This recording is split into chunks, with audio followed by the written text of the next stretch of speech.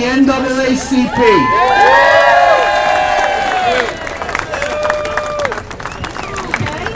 Good afternoon, my brothers and sisters. It's wonderful seeing you all out here. You all recognize the severity of the situation. We're facing unprecedented, coordinated attacks throughout the country on our civil rights. In recent months, we've witnessed attempts in North Carolina to amend state policy to accelerate the resegregation of its public schools. A widespread assault on voting rights, including an effort in Florida that would take up to 300,000 voters off the rolls. Continued attacks on the rights of women and immigrants, in addition to the well-publicized offensive on the rights to organized labor. Dr. Martin Luther King understood that civil rights and workers' rights are indivisible. 50 years ago, in his speech before the AFL-CIO, he cited our common focus on security and access to the American dream. And listen, you know, unions didn't always welcome the African American. This is a new day. After the 1920s and Philip A. Randolph's organized Brotherhood of the Sleeping Car Porters, in the 1930s, the AFL recognized the Brotherhood. In 1924, the NAACP helped create the Interracial Labor Commission. Discrimination began to fall. They quickly became some of labor's most disciplined and dedicated foot soldiers.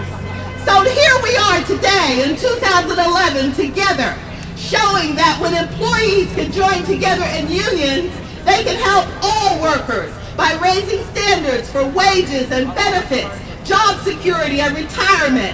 Unions help protect workers like nurses, firefighters, teachers, and essential beings in our community. And what about our politicians? Our politicians need to stop their posturing. We need a balanced approach that brings our leaders together while creating quality jobs and solving the problems that are hurting the middle class. The middle class is shrinking for a reason. We're under attack. We need to restore balance and grow the middle class. Working Americans need to use the strength of our numbers to fight for better wages and benefits, job security. We cannot cut vital services that our families and communities need. Like Dr. King, the NAACP will continue to fight for civil rights, economic rights, women's rights, voters' rights, in our ongoing crusade to ensure that the dream is accessible to all.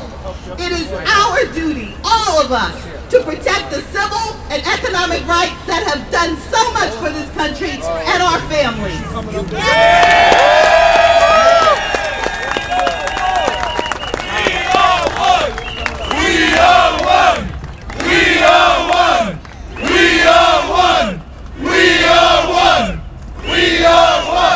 Politicians, the only people in the world who create problems and then campaign against them.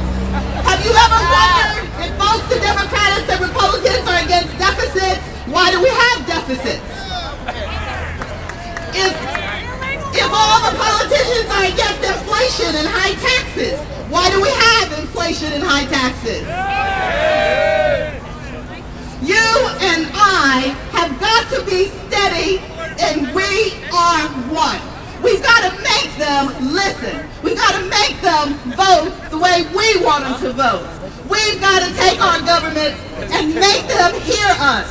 The middle class coming together. Working people can fight. Unions help lift up working families and protect workers. In this struggle, we cannot back up. We are one. Keep stepping forward. We are one. We are one. We are one. We are one. We are one. We are one. So, I'm going to leave because so many people have quoted Dr. King, and we know that he stood for workers, that he died in this fight. And I'm going to go back to his I Have a Dream speech, where he says, No, no, we are not satisfied. We will not be satisfied until justice rolls down like waters and righteousness like a mighty stream.